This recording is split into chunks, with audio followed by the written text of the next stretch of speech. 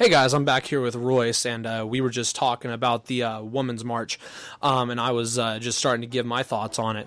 I did a segment at the end of last week's show that was targeted towards social justice warriors and how they can kind of hurt their cause a lot of times, and that's kind of what I was just relating to with the Women's March is when all of what they do doesn't seem targeted, that hurts them more than it helps them. And I was just talking about how they need to say stuff like, if they really care about it, Medicare for all is a women's issue and stuff like that. Because if they don't do that, and even with that, it's going to be identity politics, but at least you'll have an issue that'll be identified with that to where you can have something that'll help you out outside of the march. You're not just having the march and saying, I'm here to be here.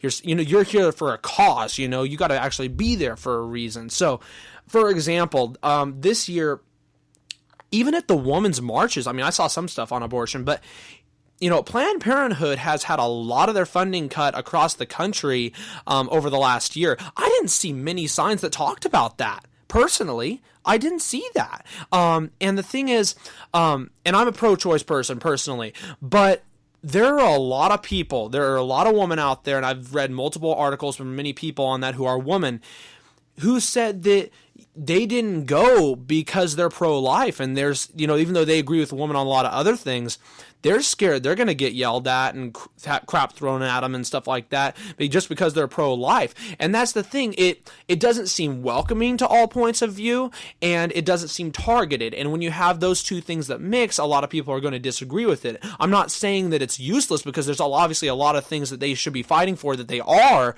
but they could be more targeted. And a lot of people in this country hate identity politics, and it does scream that. And that's a problem. So they need to make it more targeted if they're going to get more support, instead of just calling people, a sexist if they're pro-life, or, something that isn't directly related to what they agree with in their message. And that's the problem with social justice warriors in general, regardless of what they're fighting for. There are real issues out there that do affect women, and they need to be talked about. I just don't feel like that's actually what's being targeted with these marches. Yeah, I completely agree. And as far as marches are concerned, I feel like there could be more effective ways of getting a message out, like via going in and actually trying to do something with the government, try to get government support if you can. In this day and age, who knows with our president and what our legal system's going through. Well, that's why you got to start at the local level or the state level. Yeah. And that's what's important. That's true. Period. The community and the local government and local level is where people should always start at, and then you move your way up the ladder from there in terms of aid and whatever is necessary from you. That's how you do it. You don't just go straight to the federal government praying that they're going to help you out, because most of the time there's going to be a lot of red tape behind that. Yeah. But it's just been a crazy year. And basically a year now of just, I don't want to say chaos, but it's been one of those kinds of years. It's from Charlottesville, and with riots going on around, not riots, but protests and riots going on across the country because of what has occurred in our nation. When can we get to a point of we all are equal in our own way? Right. And that's just my biggest takeaway from it. Yeah, and I know a lot of it is based off of outrage, obviously, for number 45. And some of that is his fault based off of his rhetoric and what he said. But, there's got to be some point where, regardless of who's doing a protest or a riot, protest is one thing, but riots or violence or whatever, trying to ban speakers from college campuses, where you got to take self-ownership. And nobody does that, it seems like, nowadays. And if they do, it's very few and far between. There's got to be some self-ownership. Trump's got to obviously own up to this dumb shit he said, but you got to have some self-ownership out there, and I don't see that coming from either side. No, I don't either. And it's just someone has to step up and say something. Yeah, and be like, I 100% agree.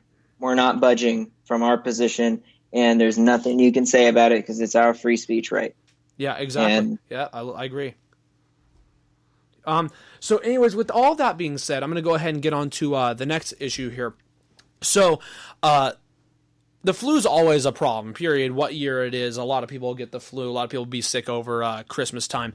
But this year it's been crazy. So there's a few headlines I have up here. So North Carolina alone, 21 new flu deaths, 67 total for the season, which is the highest it's been in years. More than 940 cases of flu diagnosed at Wake Med alone. I don't know exactly where that's at, but that's a lot if it's just one hospital. And it's crazy. So there's 8,900 people have been hospitalized, and that's one state alone. I don't know what state that is.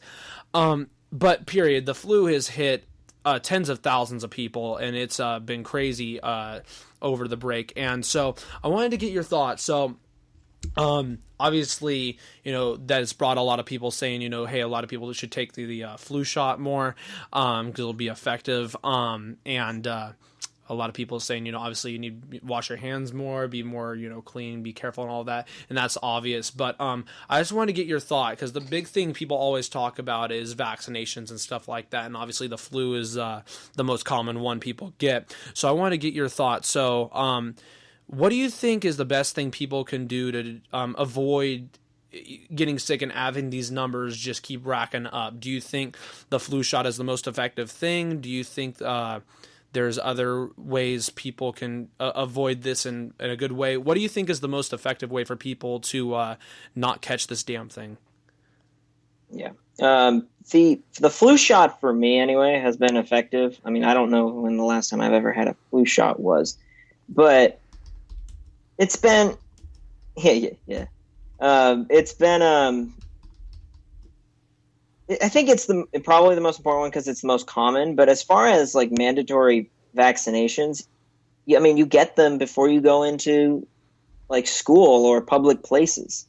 Like I got a mandatory, I think it was meningitis before I came here, and that's mandatory for people going into college dorm areas. So as far as just mandatory, as it being mandatory, I would say, yeah, it could be, but in the end, do some people need it?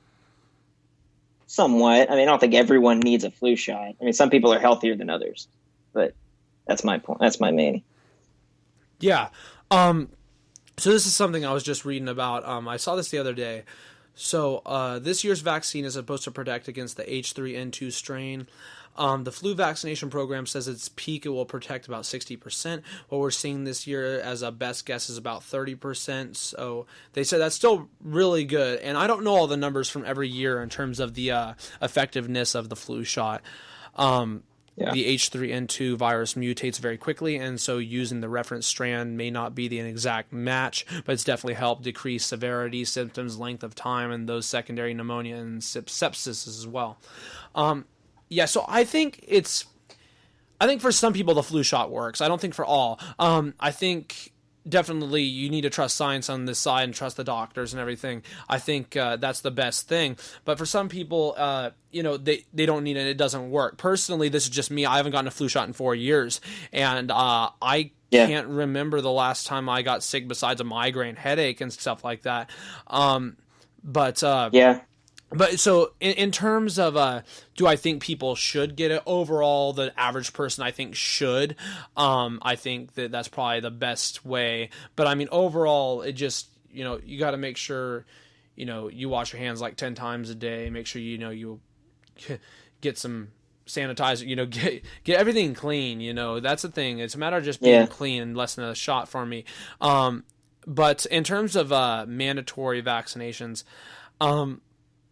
I'm on the fence because I do see the pros and cons. Obviously, if a person doesn't get it and they are sick, and that could spread, and that's why you've seen things spread. I know that there was an outbreak down in Southern California. It was either last year or the year before. I forget exactly what kind of what sickness it was or what disease it was, but I know that there was something around. It was around like Anaheim, down like SoCal. I forget exactly what it was. I'll have to find out. Yeah, it was. Was it? Are you talking about the Disneyland one? Yeah. Yeah, I don't remember what it was called, but I remember it was like something going around there. Yeah, and they couldn't find the source, but like I think a couple people died from it. Yeah, I'm trying to. So it says contains disease outbreak. I'm trying trying to find exactly what that was. Oh, it was measles. That's what it was. It was measles. Was Yeah, it? it was a measles outbreak that they had around there. It grew around Disneyland, around that area, and so a lot of people were talking about getting viruses and stuff for that. So in cases where that's the case, then I can understand why people would want to say make it mandatory. I just don't think that's something that should be done on a governmental level. I think people should get flu shots, and I think people should get shots in general. But at the end of the day, I personally think it should come down to choice. But overall, it would be better if you got shots, period. I think that's obvious. Yeah, no, I completely agree. Yeah. So the next thing I want to talk about is, so this week, we haven't seen one reported in a while, I should say. I'm sure there's been multiple. But there was another school shooting this week in Kentucky. So a suspect is held on charges of murder and assault. He's a 15-year-old, but he's going to be tried as an adult.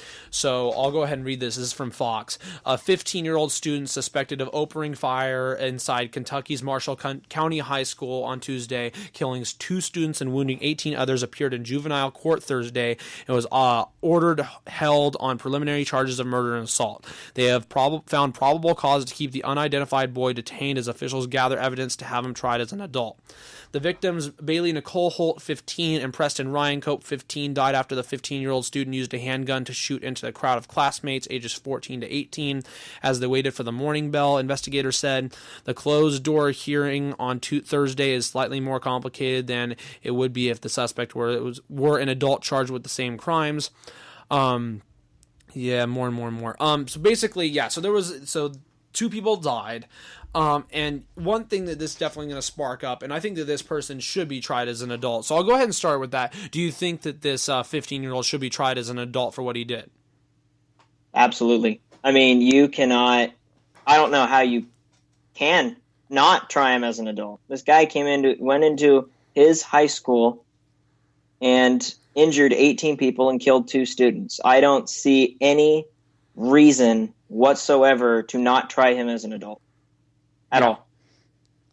Yeah, no, I'm with you. Yeah. But one thing this is definitely going to spur again is the gun debate, period. So, and there are already some people talking about this. You don't see it as much, but there have been some sources I've read that have talked about wanting to try to limit access and stuff like that. Thing is, though, it's a handgun and it's in Kentucky, and I'm sure that's legal there. And you have a 15-year-old, so you really can't gauge a criminal record of somebody who's 15 years old. One thing is, I just don't understand how people like this can get access to these guns, because a 15-year-old can't just go out and buy a gun. So, obviously getting it from their parents or house or whatever and stuff like that. And there's nothing you can really do to control that. I mean, it's weird. One thing that I hate is when you see these things, and some people would rather not talk about the suspects and leave them nameless because it'll get them more press coverage. But for example, the Las Vegas shooting last year, the deadliest mass shooting we've had in God knows how long. I mean, the guy who supposedly, let me put that out there, I think he did, but personally, there's a lot of people who think there's something more to that story. We don't even know much about that guy. I mean, it was covered for maybe 4 days, and it was mentioned maybe his brother had some more information and stuff like that. And then, I don't even remember his name. Honestly, that's how little they covered it and how little got reported after. But you had 50 plus people that died there and 500 plus people who were shot and injured. You would think that there would be more coverage for that over months instead of just 1 week, if that. And that's one thing I don't like to see is if you want to get more information on these people and try to figure out what we can actually do on this issue, we need to learn about these guys and their past they've had and who they are as people.